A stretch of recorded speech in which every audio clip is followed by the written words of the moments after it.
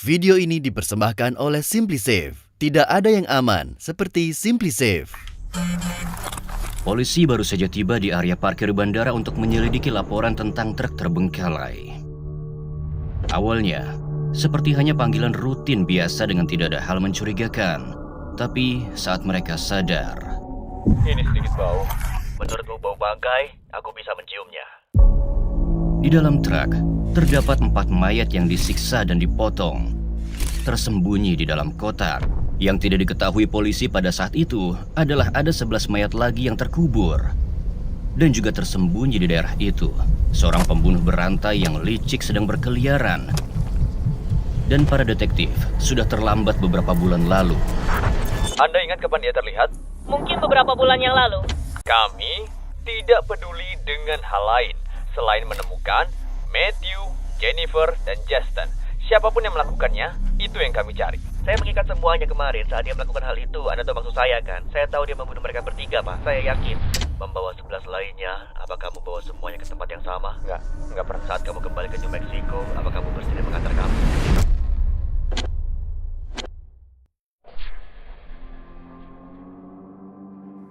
Dimulai pada suatu minggu sore ketika polisi di Grants, New Mexico mendapat panggilan misterius.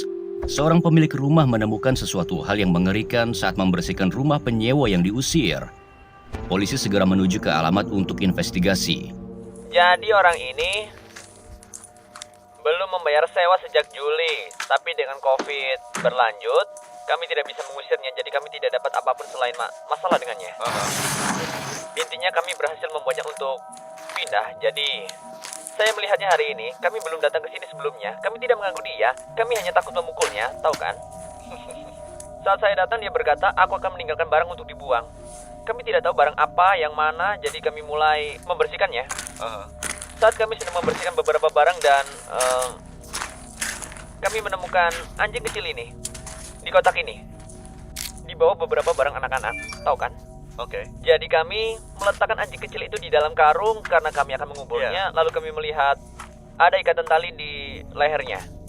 Oke. Jadi seperti yang kami katakan, tidak ada. Tapi masalah dengan orang ini, jadi setidaknya aku ingin membuat laporan. Saya tahu tidak bisa mengatakan siapa pelakunya dan kapan, tapi hal itu butuh dibicarakan dengannya. Anda tahu karena kami akan bawa ke pengadilan untuk banyak hal lainnya. Dan jika kami bisa membuat laporannya, itu akan membantu. Oke.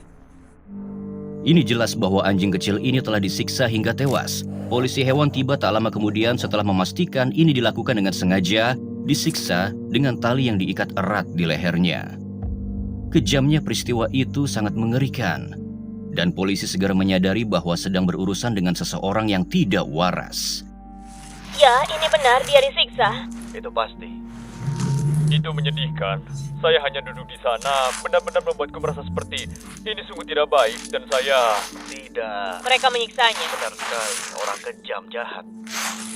Iya, kami mencoba masuk. Pemilik rumah, pemiliknya mencoba masuk ke dalam rumah. Mereka masuk, mereka cat semuanya dengan warna yang mereka suka dan mereka hanya mengacaukan semuanya. Sayangnya bagi penyidik, anjing itu hanyalah mayat pertama. Dan hari berikutnya, polisi menemukan lebih banyak lagi adegan mengerikan. Orang hilang dan bukti yang mengerikan. Menunjuk pada sesuatu yang lebih jelas daripada siapapun. Di hari yang sama, detektif Robert Turney telah menerima kasus orang hilang yang melibatkan Matthew Miller, pria berusia 19 tahun.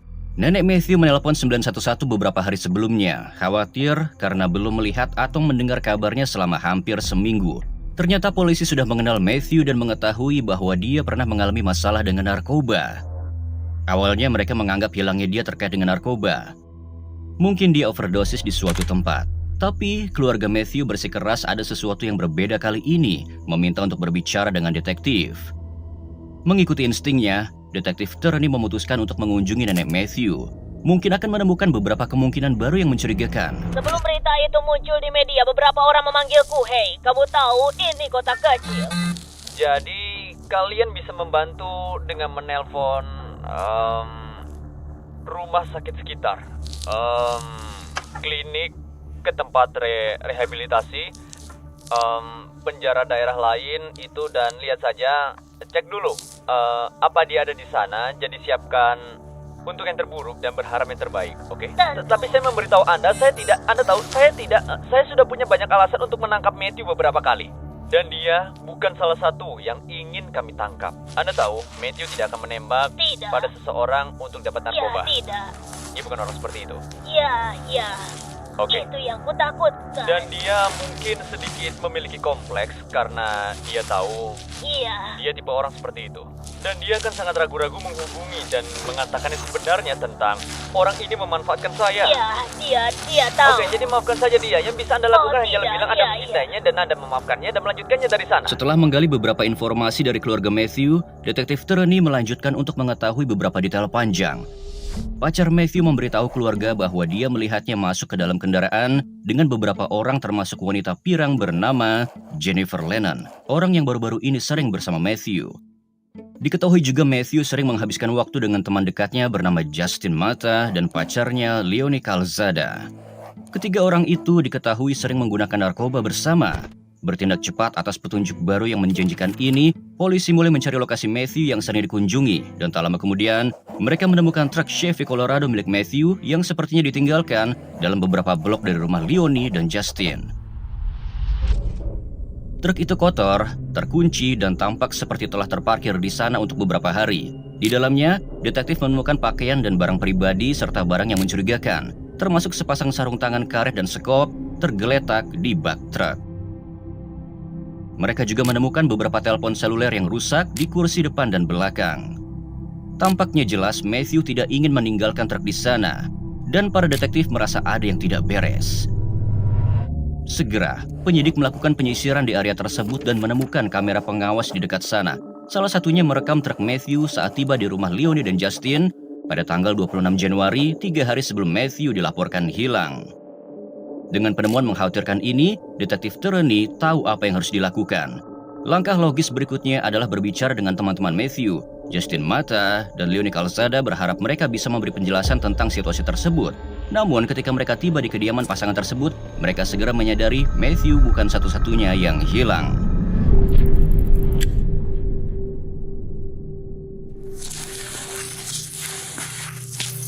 Tidak, hanya Anda? Anda yakin? Oke, tak apa jika saya masuk? Hei, Nak. Hei, apa kabar? Namaku Robert. Dia hilang. Dia hilang? Ya. Hai, kawan. Oke. Ini adalah Leonie Calzada, pacar Justin Mata, teman dekat Matthew. Seseorang yang dicurigai oleh detektif mungkin tahu persis apa yang terjadi pada Matthew. Ini sangat penting. Kami mencari Matthew Miller. Dia menghilang lebih dari 2 minggu. Kapan terakhir dia ke sini? Mungkin setahun yang lalu mungkin. Setahun yang lalu? Saya dapat tempat ini ya. Saya dapat tempat ini Januari yang lalu. Dia tidak di sini sejak itu? Setahuku tidak ada. Bagaimana jika saya mendapatkan video kendaraannya di sini? Mungkin Justin ada di sini, sedang menikmati diri sendiri. Oke. Kapan terakhir kali Anda melihatnya di sini? Saat setelah Anda membawanya ke sini, saya tidak. Itulah saat pertama kali saya mendapatkan Setahun yang tempat lalu? ini. Kamu pikir Justin sudah? Mungkin akan, ya mungkin. Sejak Anda tidak Saya di tidak sini? di sini atau hanya tidak memperhatikan. Karena semua mengatakan itu ya. Tapi dia pergi tanggal 17 dan tak pernah kembali. Lalu Tanggal 17? Itu lama sekali. saya bicara dengan orang yang jaga kunci. Dia bilang iya mereka putus. Selama malam mereka ada di Arizona. Apa Anda punya kontak Justin? Apa Anda punya nomor teleponnya? Tidak, dia meninggalkannya dan pergi. Lalu berapa nomor HP-nya? Email, Facebook? Dia mengambil telepon saya. Telepon saya sekarang tidak berfungsi. Dia mengambil teleponnya, mengambilnya semuanya. Kapan terakhir kali kamu menghubungi Justin? Justin bilang aku akan beli soda dan aku kembali. Yang ingin saya lakukan, baiklah, Mhm. adalah lihat sekitar rumah Anda untuk mencari bukti dari Matthew Miller atau segala bentuk pelanggaran. Saya tidak mencari apapun selain itu. Menurut Leonie, pacarnya Justin juga menghilang secara misterius, dan dia belum melihatnya sejak 17 Januari. Hampir 2 minggu sebelumnya, Matthew bahkan dilaporkan hilang. Namun penyidik tahu apa yang tidak beres ketika Leonie bersikeras bahwa dia sudah hampir setahun tidak melihat Matthew. Rekaman pengawas dengan jelas menunjukkan truk Matthew di luar kediamannya, hanya beberapa hari sebelum dia menghilang. Dengan kecurigaan yang semakin tinggi, detektif memutuskan untuk menggeledah rumah Leonie, berharap dapat mengungkap apakah dia mungkin menyembunyikan sesuatu atau seseorang. Anda sadar sesuatu yang aneh terjadi di sekitar sini? Anda sadar sesuatu yang berubah di sekitar sini? Tidak, Atau saya sesuatu rasa seperti noda darah? Jarum suntik?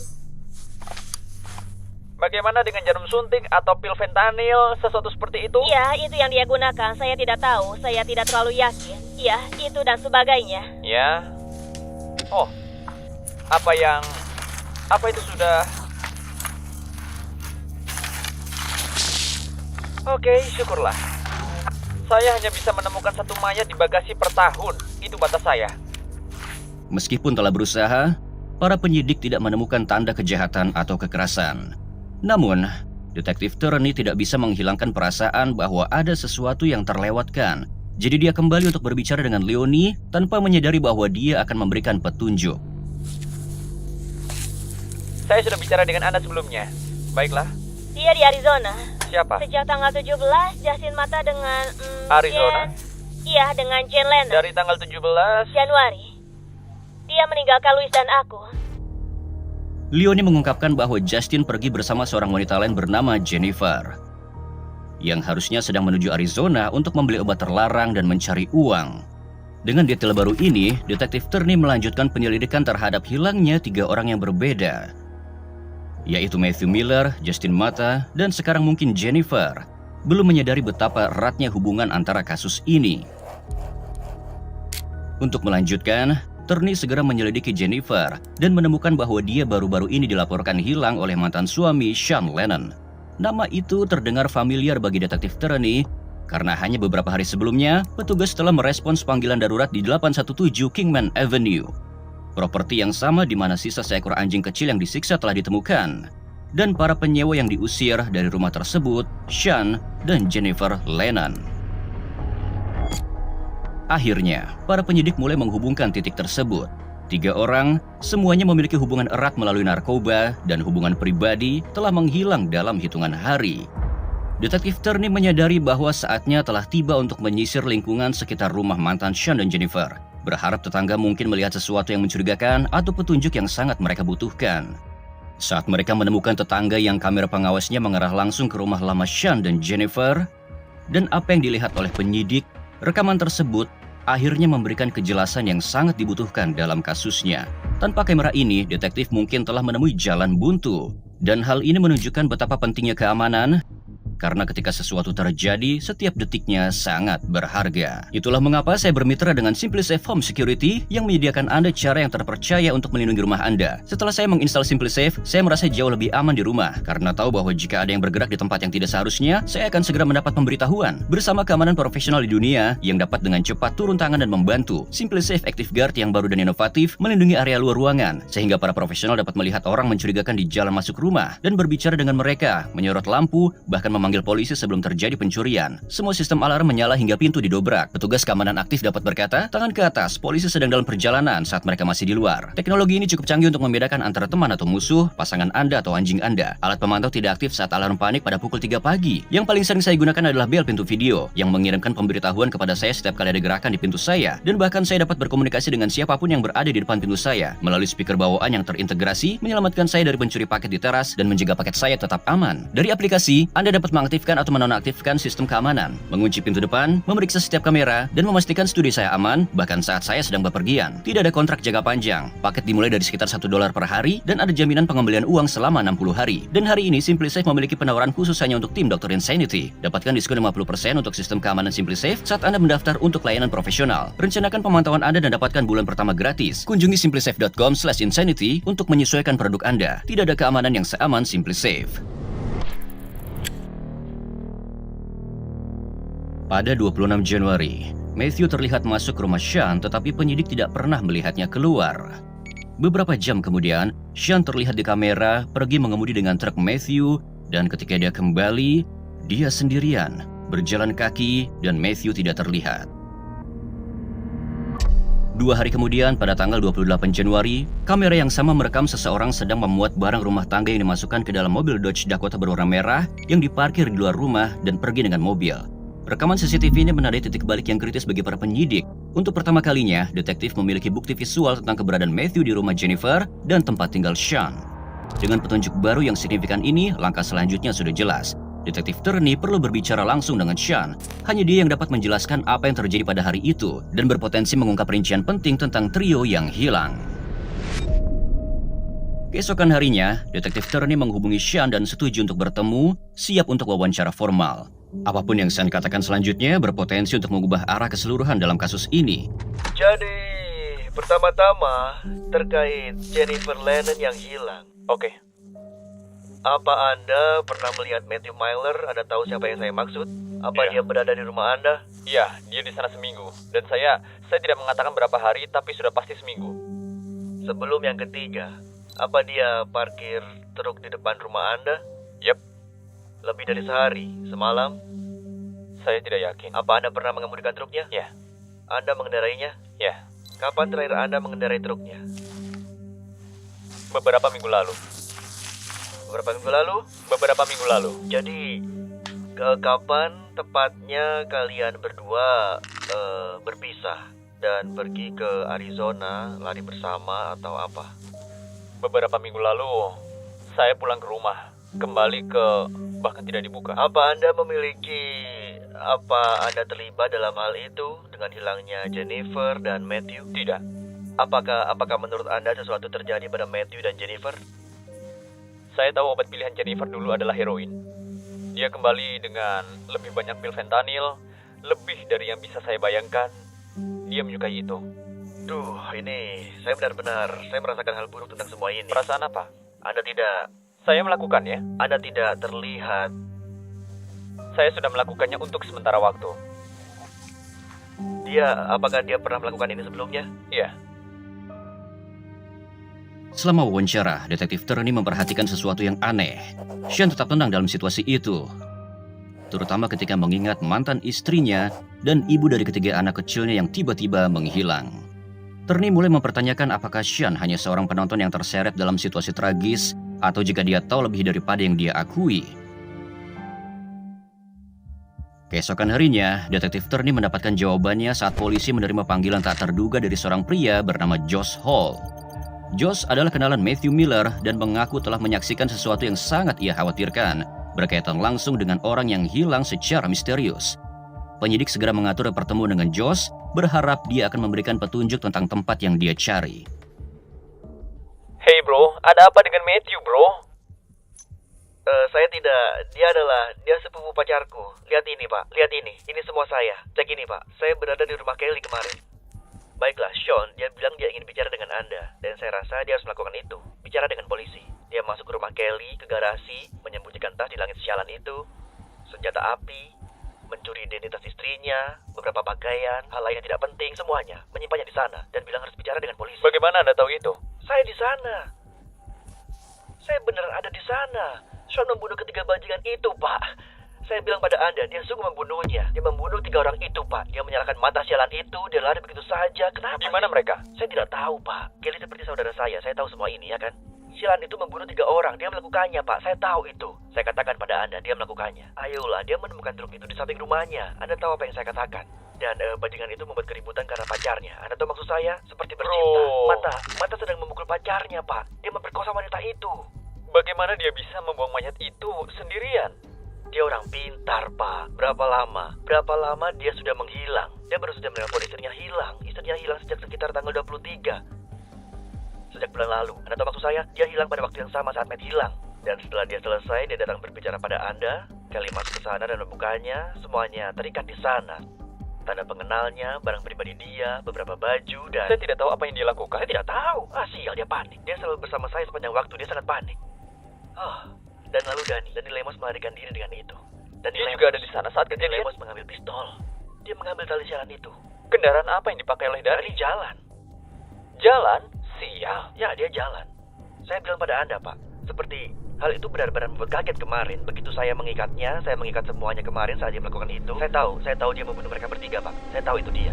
Josh mengklaim bahwa Sean tiba di kediaman seorang wanita bernama Kelly DeSoto, membawa tas yang dia sembunyikan dengan hati-hati di langit-langit rumahnya sebelum pergi untuk berbicara dengan detektif di kantor polisi. Setelah Sean pergi, Kelly menemukan tas tersembunyi itu, mengeluarkan senjata api dari dalam, dan menyerahkannya kepada seorang pria bernama Danny Lemos, yang dikenal sebagai Dog. yang dengan cepat mengambil senjata dan pergi berjalan kaki. Ketika Sean kembali dan menyadari tasnya hilang, dia menjadi gelisah. Dia menghancurkan ponselnya ke lantai sebelum pergi.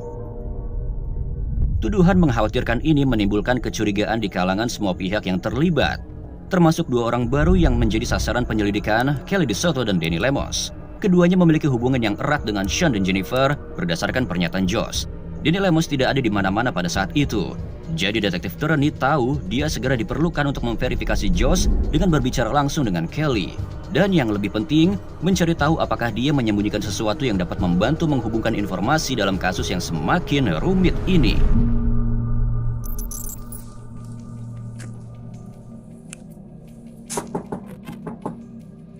Ketika penyidik pertama kali tiba di rumah Kelly, dia setuju untuk bertemu mereka di kantor untuk wawancara, tetapi menolak tawaran untuk diantar dengan alasan bosnya akan menjemputnya.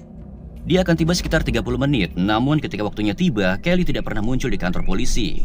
Itu tanda bahaya yang serius, dan hal itu membuat para penyidik semakin curiga terhadapnya.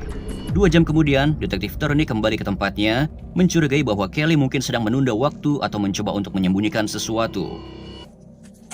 Halo. Ini Robert dan Ben. Siapa? Detektif. Hai. Siap? Michelle belum sampai di sini, jadi aku bicara dengan pengacaraku dan dia bilang aku tidak perlu ikut dengan kalian. Anda tidak perlu. Tentang apa itu? Bisa kau jelaskan? Ini tentang hilangnya Siapa? Matthew Miller dan Jennifer Lennon. Sean Lennon dan Justin Mata. Sean tidak hilang. Saya tahu dia tidak. Kali ini, perilaku Kelly terlihat sangat berbeda. Dia tampak gelisah, enggan bekerja sama, dan cepat menyebut pengacaranya.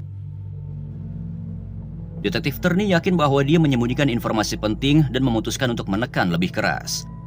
Apa Sean ada di sini kemarin? Dia datang kemarin Berapa kali? 5 kali. Apa yang dia lakukan? Dia masuk ke dalam, dia bilang bahwa dia harus melaporkan Jennifer hilang. Apa Sean menyembunyikan sesuatu di rumah yang menarik perhatian saat diambil? Tidak. Apa dia menghancurkan teleponnya? Iya, di sini, benar. Dia menghancurkannya. Apa dia membawa sebuah tas yang ada senjata apinya? Tidak. Atau salah satu kartu identitas Jennifer? Saya tidak lihat, Apakah saya tidak Anda melihat sudah apapun. melihatnya? Tidak, saya tidak lihat. Apa Danny Lemos mengambil senjata itu? Anda pikir dia melakukan sesuatu pada Jennifer atau Matthew? Tidak, jujur saja tidak. Dia tidak terlihat seperti itu, tidak. Saya pikir Anda berbohong tentang tas itu dan senjata api dan kartu Jennifer. Oh, tidak, saya tidak tahu apapun. Iya, dia bilang saat pertama bertemu. Iya, oh tidak, saya tidak tahu. Jadi Anda lupa apa yang sudah saya katakan pada Anda? Saya tahu, iya. Sean meletakkan barangnya di gudang? Iya, dia bilang saat dia pindah, saya tidak tahu. Saya tidak menanyainya. Kemarin? Tidak, saya pikir tidak begitu. Apa Anda sudah melewatinya? Tidak. Setelah tekanan lebih lanjut, Kelly akhirnya mengakui dia memiliki hal yang mencurigakan. Tas di gudangnya seharusnya milik Sean. Penasaran dengan isi tas tersebut, para detektif segera mengikuti Kelly untuk melihat lebih dekat. Saya sangat yakin. Ya. Saya pikir kotak yang ada di sana itu bukan miliknya. Saya yakin itu bukan, dan kaleng cat itu bukan miliknya. Apa mungkin itu? Itu dia. Itu.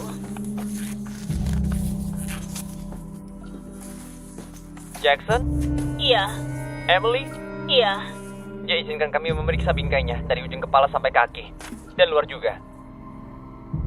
Meskipun telah berusaha, para detektif tidak menemukan tanda darah yang jelas atau bukti yang mengarah kembali ke orang yang hilang. Itu adalah jalan buntu yang menjengkelkan dan peluang untuk menemukan mereka tampak semakin sulit. Pada tahap ini, para penyidik fokus ke beberapa individu dekat dengan trio yang hilang, memiliki cerita yang berbeda dan perilaku yang mencurigakan yang membuat para detektif waspada. Namun tanpa bukti yang kuat, pilihan semakin menipis. Dalam upaya untuk menemukan terobosan, detektif Turney berhasil mendapatkan surat perintah penggeledahan untuk rumah bekas Sean dan Jennifer di 817 Kingman Avenue. Tidak yakin apa atau siapa yang akan mereka temui, petugas mendekati dengan perlahan. Properti yang telah disiapkan untuk menghadapi ancaman.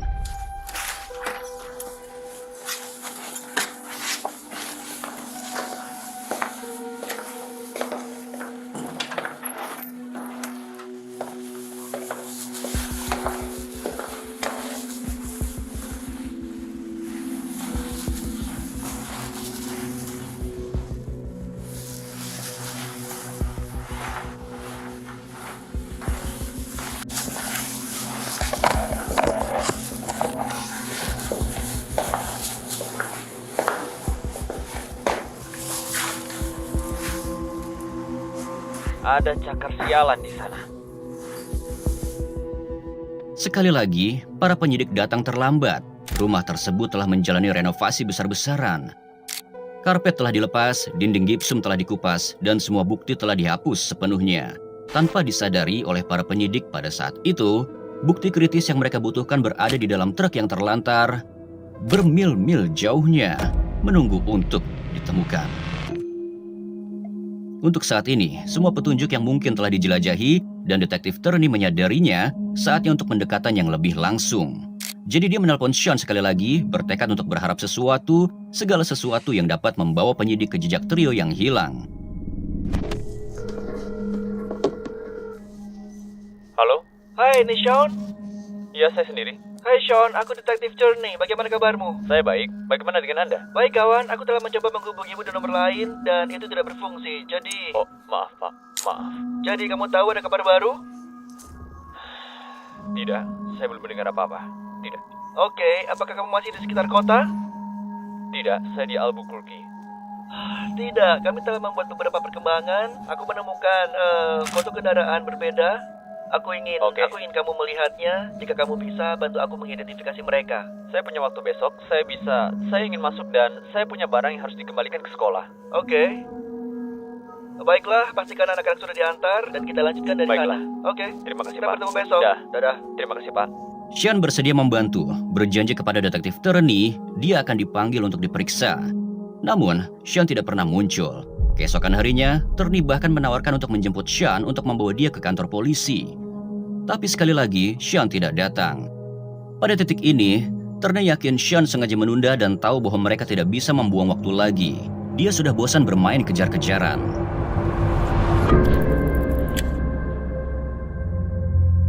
Dengan rekaman CCTV dan keterangan saksi yang menunjuk langsung ke Sean dan Danny sebagai tersangka, detektif Turney tahu dia perlu membawa mereka untuk diinterogasi. Jadi para penyidik menyelidiki latar belakang kedua pria tersebut, dan itulah yang terjadi ketika mereka mendapatkan jackpot. Sean memiliki surat perintah penangkapan yang masih berlaku karena tidak hadir di pengadilan atas tuduhan penganiayaan pada tahun 2020.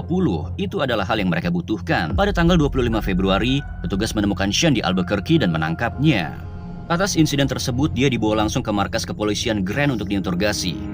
Tujuan detektif Turney dalam interogasi tersebut sederhana. Apa yang diketahui Sean tentang trio yang hilang dan menemukan di mana mereka berada. Danny Lemus menghilang setelah mengambil senjata. Ayo kita kembali ke truk Matthew. Oke, jadi mulai dari sana dan kamu adalah orang terakhir yang mengemudikannya. Benar. Jadi mari kita mundur sedikit dari tempat Anda memarkirkannya. Kemana kamu pergi pada hari itu? Apakah kamu ingat secara spesifik? Lihat tempat yang pernah saya kunjungi.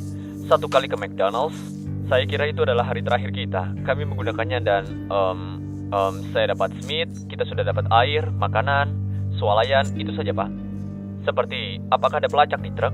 Ponsel saya selalu menyala. Bahkan saya menarik kabelnya. Saya tidak pergi ke pegunungan. Saya punya anak. Saya tidak punya mayat seperti sialan. Dulu saya seorang paramedis untuk tentara. Seperti saya punya 3 anak. Oke, aku tidak yakin kamu mampu melakukan sesuatu seperti ini. Aku yakin kamu sangat mampu dalam hal membela diri. Kecelakaan dan hal buruk bisa terjadi. Jika itu kecelakaan, saya akan seperti... itu untuk membela diri karena pertahanan diri itu tidak membantu siapapun. Serius, tidak. Ketakutan terbesar di rumah saya, mengapa pistol tetap ada di dalam rumah. Dulu dipeluk seperti anjing, seperti orang itu bikin saya ketakutan setengah mati. Saya tidak akan berbohong tentang ini. Jadi, siapa yang menyuruhmu parkir di sana? Justin? Baik, Justin ada di rumah. Bicara dengan seperti mereka semua sedang mengunyah sialan. Siapa yang ada itu. di sana? Jennifer, Justin, dan Matthew. Dan dia dapat sejumlah besar pil. Dan mereka bilang kita mau pergi cari. Apa sih itu artinya? Mereka tidak punya uang, tidak ada. Jadi kamu bisa pergi tidak dengan ada truk uang untuk mengambil obat? Tidak, mereka meninggalkan truknya. Dan saya seperti, ya aku harus pergi. Kayak bisa saya dapatkan beberapa belanja makanan atau apapun. Oke. Dan kemudian saya seperti, tunggu, apa yang harus kita lakukan dengan truknya? Dan saya bilang, kamu tidak bisa meninggalkan trukmu di sini. Kayak, enggak. Saya bilang, kamu nggak mau parkir di depan sana. Dia bilang, tidak, aku harus ke tempat sampah. Saya mau pergi ke sialan, ke McDonald's. Kenapa tidak? Anda tahu? Dan begitu mereka memberitahumu di rumah, setelah kamu selesai menggunakannya, mau parkir di apartemen Lambok. Matthew ingin parkir di sana. Dia berjalan di jalan dan dia berkata, tidak, temanku ada di sana, dekat apartemen. Tinggalkan saja di sana. Seiring berjalannya interogasi, Sean sepertinya memiliki jawaban untuk segala hal, termasuk rekaman CCTV. Dia mengaku hanya memindahkan truk atas permintaan Matthew dan Justin. Dia juga tampaknya dengan santai meremehkan seluruh insiden tersebut, mendorong bahwa hilangnya trio itu hanyalah bagian dari kasus narkoba atau usaha bisnis, bukan kegiatan kriminal. Tapi detektif Turney tidak percaya. Dia tahu penjelasan Sean tidak sesuai dengan keterangan saksi dan pernyataannya sebelumnya. Tindakannya terlalu mencurigakan untuk diabaikan. Namun, tanpa bukti yang kuat, Turney tidak dapat secara langsung membantah cerita Sean. Untuk melanjutkan penyelidikan, detektif Turney mengubah taktik. Dia sengaja memperkenalkan Danny Lemos ke dalam percakapan, memberikan Sean jebakan yang mudah. Jika Sean terjebak, Turney mungkin akhirnya akan mengungkap apa yang dilakukan Sean, menyimpulkan atau setidaknya mendapatkan wawasan tentang apa yang terjadi pada trio yang hilang. Jadi apakah Dani yang membunuh mereka? Saya tidak tahu. Saya menghabiskan sebagian besar waktu saya dengan anak-anak saya. Jika saya harus menebak pembunuhnya, itulah orang-orang yang jika aku pergi buang mayat itu, aku masukkan ke kandang babi, lalu menunjukkan babi itu saat saya membantu di rumahnya. Ini benar-benar kacau, Sean. Saya tidak memiliki jawaban untuk Matthew. Saya tak tahu banyak tentangnya. Bicaralah dengan Doc. Jika ada yang akan pindahkan mayatnya dan letakkan di suatu tempat. Tebakanku, pria menyeramkan yang membicarakan babi. Babi makan segalanya kecuali bola mata. Saya seperti... Siapa sih yang tahu itu seperti orang ini? Apapun saya takut anjing. Jadi, tapi anak-anakku takut pada anjing, saya takut pada anjing, saya tidak punya takut padanya atau malu padanya. Tapi kami sembunyi dalam rumah, kami tidak pergi kemana-mana, saya tidak meninggalkan anak-anak saya selama 5 jam sialan, mencoba untuk menemukan darah orang lain. Seperti yang direncanakan, begitu nama Danny Lemos disebut, Sean memanfaatkan kesempatan itu dan menuduhnya, sambil menunjuk pada sifat keras Danny, dan bahkan menyarankan kemampuannya untuk membuang mayat menggunakan babi. Selain itu, terkait tuduhan tersebut, Sean tetap pada pernyataannya untuk sisa waktu dalam interogasi tersebut, ia membantah terlibat dalam hilangnya orang tersebut. Tanpa bukti yang kuat terhadapnya, para detektif tidak punya pilihan lain untuk mengakhiri pertanyaan mereka. Namun, Sean belum sepenuhnya bebas. Surat perintah penangkapan yang masih berlaku atas kegagalannya untuk hadir di pengadilan, yang berarti dia akan menghabiskan selama 7 hari ke depan dalam tahanan, dan petugas segera memindahkannya ke penjara lokal. Penyidik menghabiskan minggu berikutnya dengan interogasi kenalan, mengevaluasi kembali bukti-bukti, dan menyusun potongan informasi yang tersebar. Selama interogasi mereka, satu detail menarik perhatian detektif Turney. Truk Ford merah misterius yang terlihat parkir di luar rumah Sean, kemudian meninggalkan tempat tersebut dengan muatan yang tidak diketahui di bagian belakang. Penyidik belum berhasil menemukan truk tersebut, dan Turney sangat menduga hal itu mungkin menyimpan sesuatu yang sangat penting bagi kasus mereka. Untuk saat ini, meskipun demikian, 3 orang masih hilang, dan polisi memperketat pencarian mereka. Kepada 2 tersangka utama, Sean Lennon yang terekam dalam kamera pengawas, mengemudikan truk Matthew dan kemungkinan terkait dengan truk merah yang hilang, dan Danny Lemos yang diduga menerima senjata api yang terkait dengan Sean sebelum menghilang. Setiap hari yang berlalu, Turney semakin yakin bahwa trio yang hilang telah dibunuh, dan bahwa 2 tersangka utama mereka kemungkinan besar memiliki jawaban yang dicari. Namun waktu untuk menemukan bukti yang meyakinkan semakin sempit karena pada tanggal 3 Maret, Sean menyelesaikan hukuman penjara singkatnya dan dibebaskan kembali ke jalan yang secara signifikan meningkatkan taruhannya. Kini, menghadapi kemungkinan kehilangan tersangka utama lainnya, detektif Turney tahu dia harus bertindak cepat. Yang dia butuhkan hanyalah satu petunjuk, sedikit petunjuk tentang di mana mayat-mayat tersebut mungkin disembunyikan.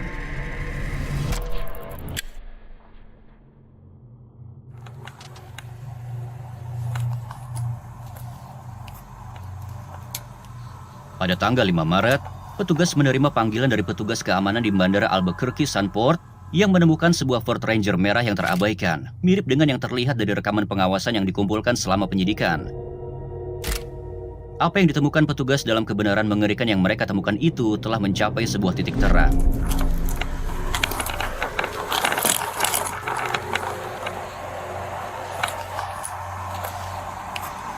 Bau-bau aneh. Hah? Bau-bau seperti... Bukan, maksudnya seperti membusuk atau apapun. Kamu tahu maksudnya?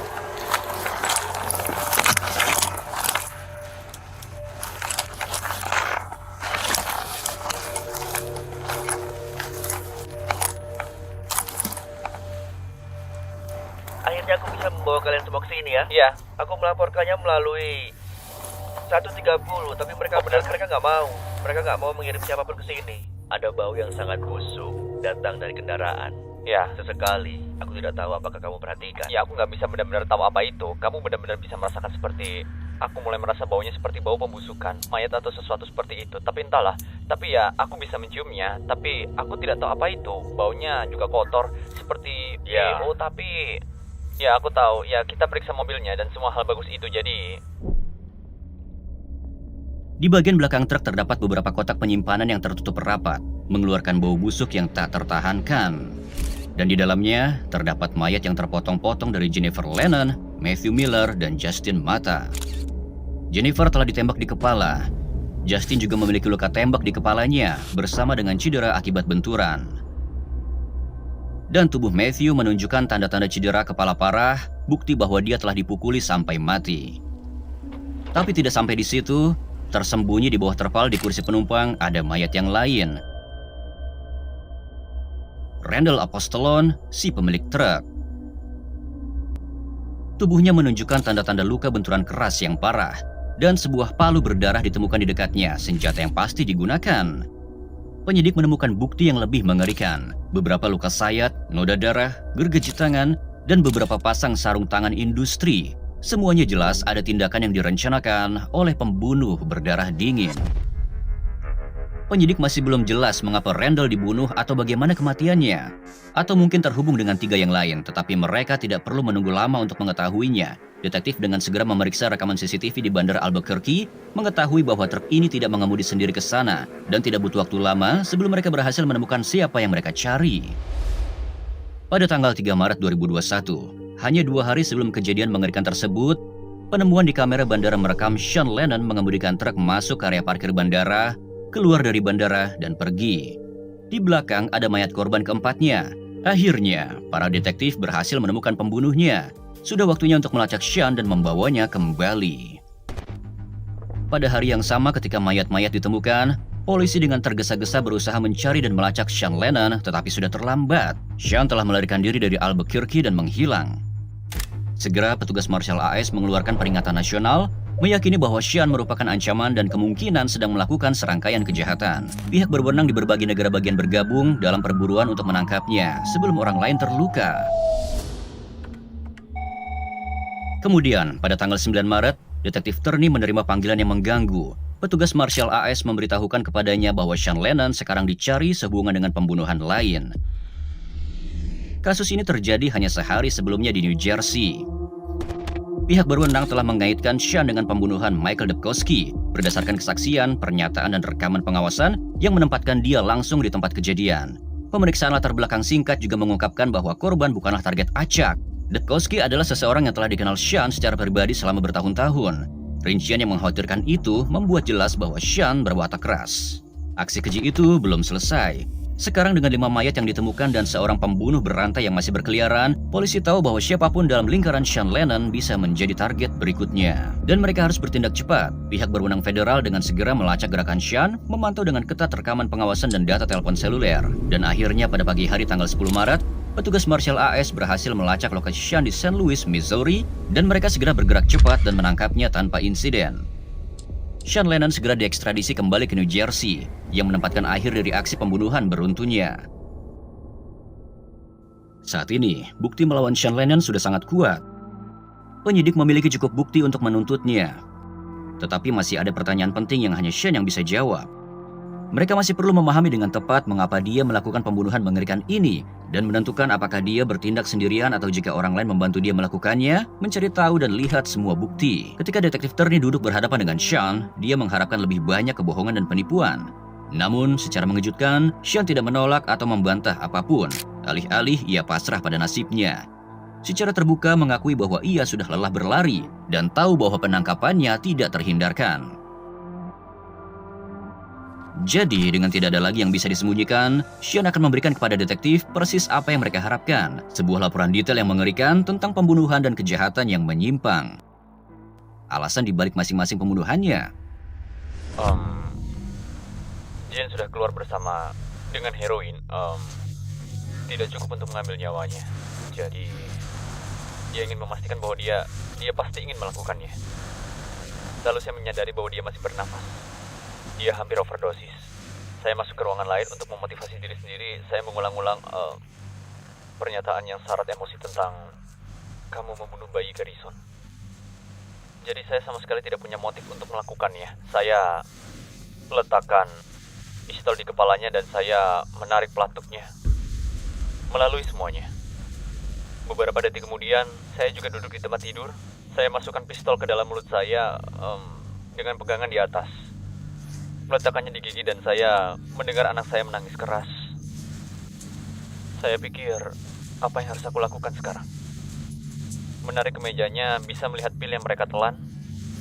Saya terguling ke samping, mengeluarkan peluru dari senjata, letakkan di laci lemari. Menutup pintu kamar tidur, anak-anak sudah normal. Sudah dikirim, ajak mereka tidur di kamar lain. Bermesraan dalam kendaraan, mengambil tubuh Jin dan dia melemparnya ke bagasi mobil sialan itu. Jadi saya hampir saja memasukkannya ke dalam kotak penyimpanan yang panjang itu. Jelek banget. Letakkan selimut di sekitarnya dan dari tempat tidur masukkan ke kotak. Sehari kemudian saya mencoba memotong tubuhnya dan meletakkannya dalam wadah. Itu tidak berhasil. Itu benar-benar mengerikan dan traumatis. Hanya memikirkannya saja masih menghantui saya. Saya tahu saya hidup dari pinjaman pada saat itu, jadi saya perlu menjemput anak-anak saya, tempat yang aman. Jadi saya lanjut dengan mengemas semua barang. Selama ini dia terus mengirim surat pada Jason Mata. Karena dia bertanggung jawab atas pemberian obat terlarang dan melakukannya pada anak saya. Butuh waktu seminggu, aku membersihkan rumah. Jadi saya pergi ke ruang cuci, terhubung ke garasi. Disitulah aku membunuhnya. Sebelum aku melakukannya, dia menawarkan sebuah pertukaran. Ponselnya berisi foto-foto dari Sean Michael, berdiri telanjang di ruang tamu saya. Saya tidak tahu apa nama sialan dia. Aku membunuh Matthew. Siapapun dia, sialan namanya. Dengan penisnya sialan di pundak anak saya. Saya seperti, siapa yang mengirim foto ini kepadamu? Dia kayak, akulah yang memfotonya. Dan saya seperti, lalu kenapa kamu foto? Dan dia mengaku jika dia yang memfotonya, jadi itu di sana. Dia tepat ada di atas ventilasi.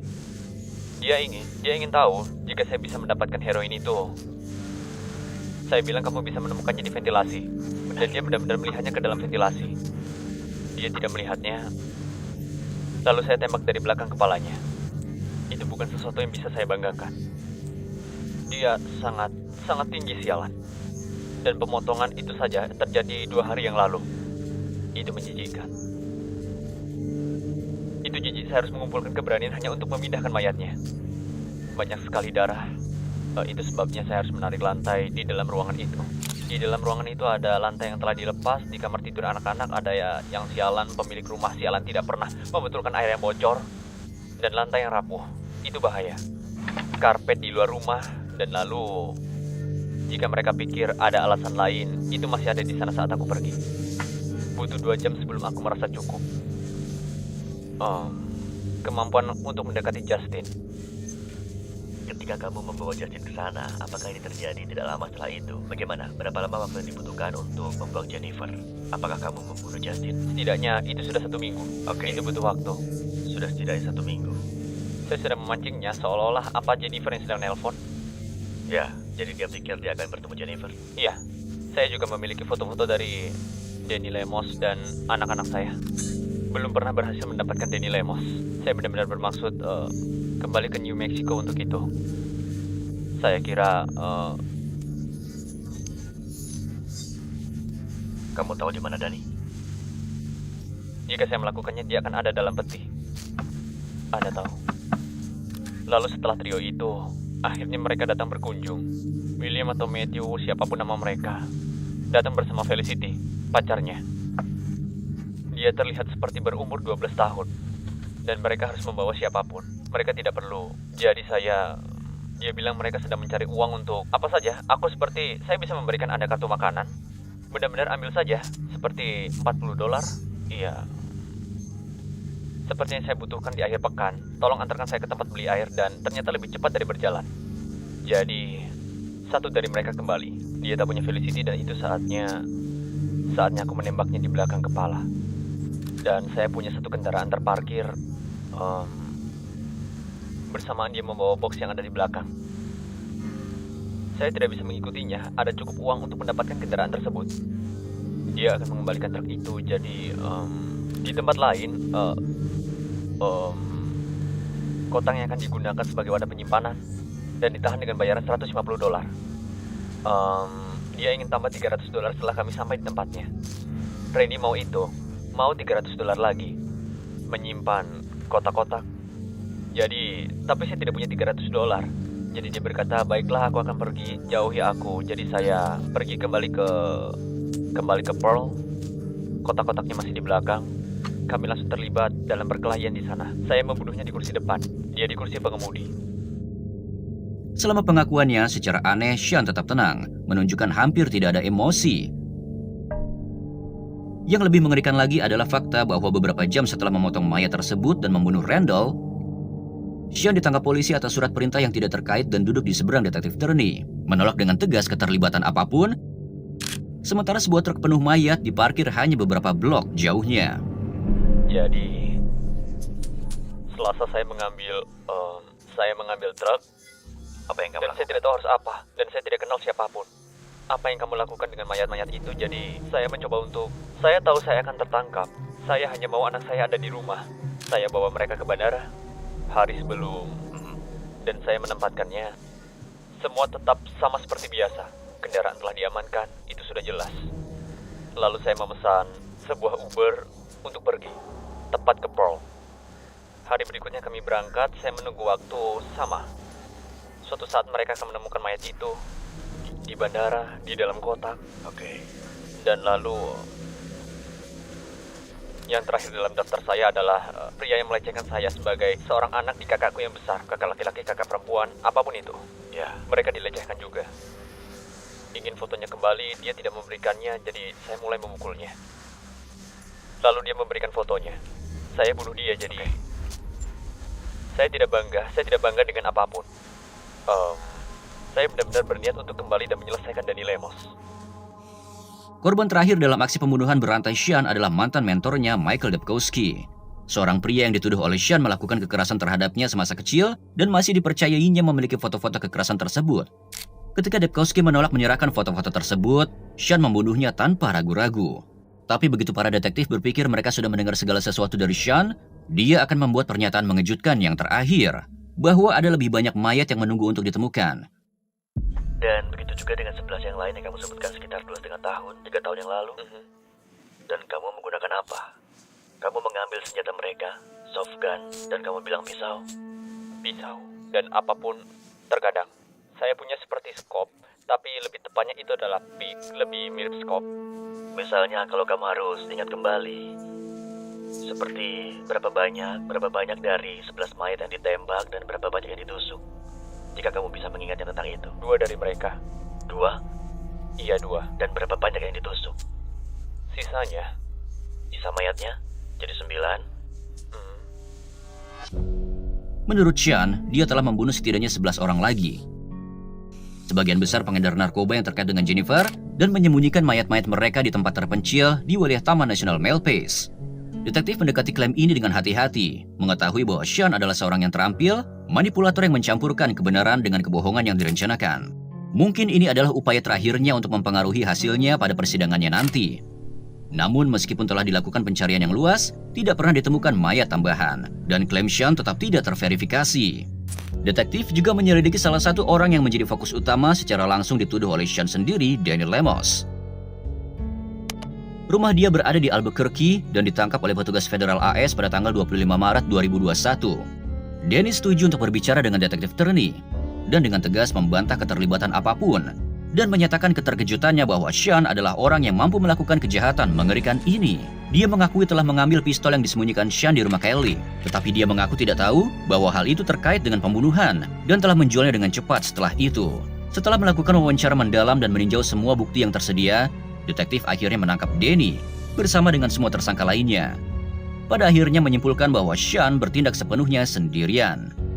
Pada Oktober 2022, Sean mengaku bersalah atas tuduhan pembunuhan tingkat pertama, pembunuhan Michael Debkowski di New Jersey. Dia dijatuhi hukuman penjara selama 35 tahun. Dan pada Mei 2024, ia mengaku bersalah atas pembunuhan Jennifer Lennon, Justin Mata, Matthew Miller, dan Randall Apostolon, menerima 4 hukuman penjara berturut-turut selama 15 tahun. Sebagai bagian dari kesepakatan pembelaan, Sean akan menjalani hukuman di New Jersey, kemudian kembali ke New Mexico untuk menjalani hukuman tambahan selama 60 tahun di penjara.